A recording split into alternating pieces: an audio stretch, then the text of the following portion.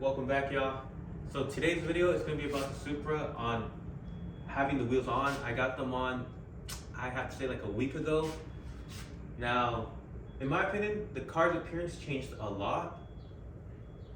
It has to be one of the best wheels to be able to get for that car. I know there's a lot of other wheels like TE37s that I've seen on the Supra and other types of wheels. Now, me personally, like my preference was a three-piece. And now that I have them on the car, I already showed them in the video what they look like. They were the fully polished all around, the gold bolts. It looks really good. I was really nervous when I was taking them to the shop to have them installed because I wasn't too sure if the numbers or the specs that I chose out or that I put when I was making them was the accurate ones. Now, I was told that they would fit my car, but at the same time, when I lowered it, I wasn't too sure if that was going to affect the wheel touching because they're a little bit wider than what I had on my stocks, or than what my stocks were. Now, right behind me, I have a 2005 Chevy Silverado. I know you can't really see it too well, and I'll make another video about it, but this is another vehicle that we have on this channel that I will talk about more. I have a huge preference of cars that are a lot lower than, lifted. My brother is a little bit more different. He has something ordered that should get here in a couple months, and I'll be definitely talking about that on the channel, which should be cool. Now, before I start talking about this truck, me and him built it together. It was our little project. It was something that we wanted to do together. And from the way it was to the way it is now, it's a huge difference. But I'll talk about that in another video. Enough of that. I'll just show y'all how the car looks like on the work wheels now.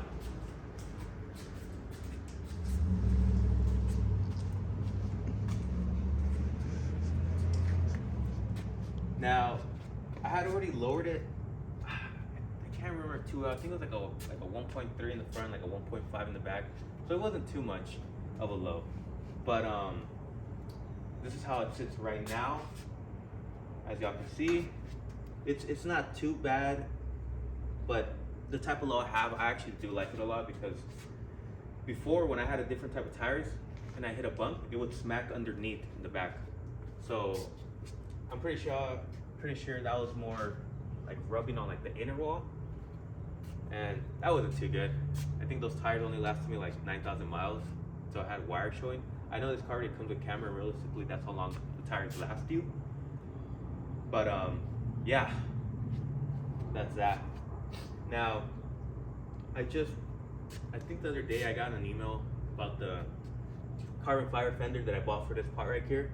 Should be getting here beginning of August, so I'm pretty excited to get that part to show y'all. I'm gonna take this off and install it in the video. Now, I don't know how y'all see the car, if you like these wheels, if you don't like them. I know everybody has their own opinion, but if anybody who is trying to get a Supra or has a Supra and is thinking of what type of wheel, I'd probably recommend some of these just because of how it looks. Unless you're not really into this, I know some people go with the slicks and the weld wheel, and realistically I wanted to go with that appearance as well.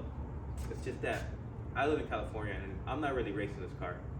I'm not trying to get stay ref because a lot of people do get pulled over here. That truck that we just showed at the beginning of the video, I did get pulled over, I gotta say, like maybe 6 months ago, and it's not modified in the engine at least, but it had a modified exhaust, and then I got stay ref for that, and or not stay ref, a fix-it ticket for that, and a couple other things on the truck.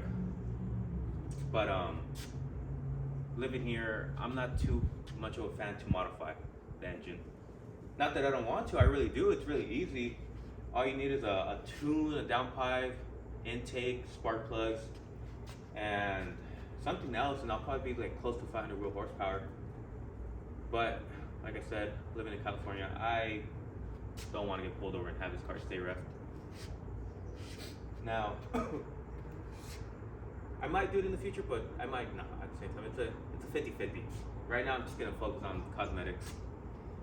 I did want to show y'all right now from, I guess, a side angle, because when I was making these wheels, I don't like how in some people's cars the wheels kind of sticking out. I'm not a big fan of that. Right now you'll notice that mine are from the bottom, but that's because of my camber.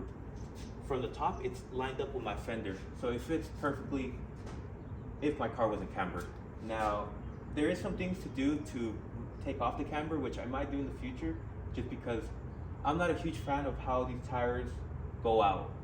Most tires take 30,000, 40,000 miles.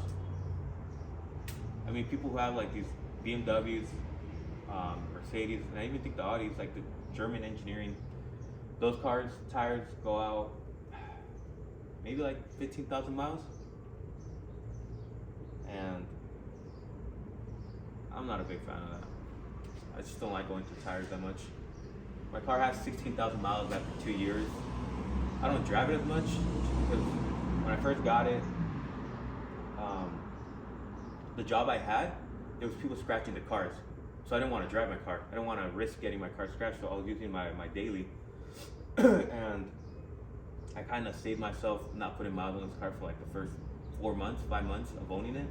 I just took it out on my days off because I didn't want to take it to work. Now,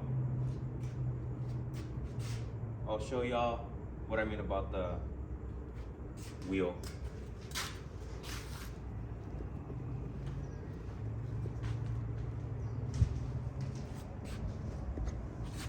So right here, it's not sticking out from the top, from the side angle, but if you go lower, then it is. But that's just the camber that I have.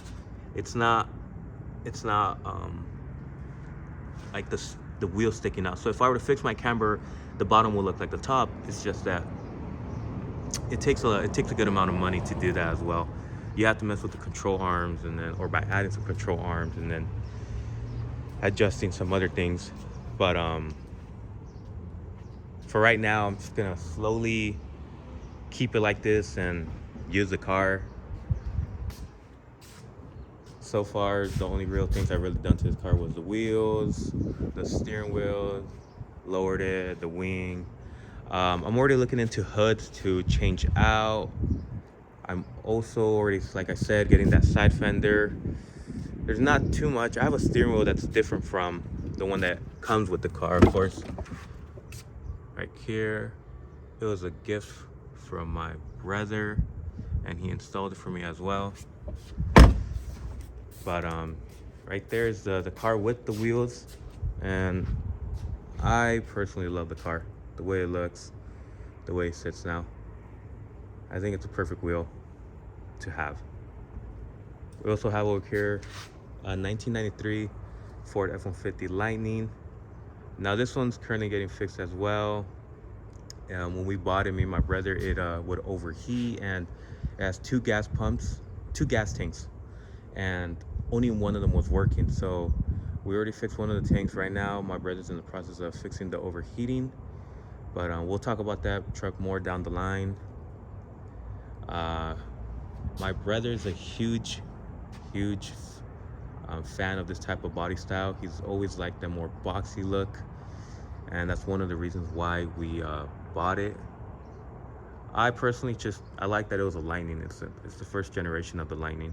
I like the second gen, which is the one that was like in Fast and Furious with the supercharger on the 5.4, I believe. But that one's a little bit more expensive, and right now I'm trying to save up for my own things, as maybe another car down the line or something else I have planned for myself. But yeah, so that's the video for today. I'm gonna try and make another video of probably talking about the Supra again, like my opinion of owning it after 2 years. For a person who doesn't drive as much or has a lot of miles on it, I still have like a great opinion on it after having it for 2 years. But yeah, that's it.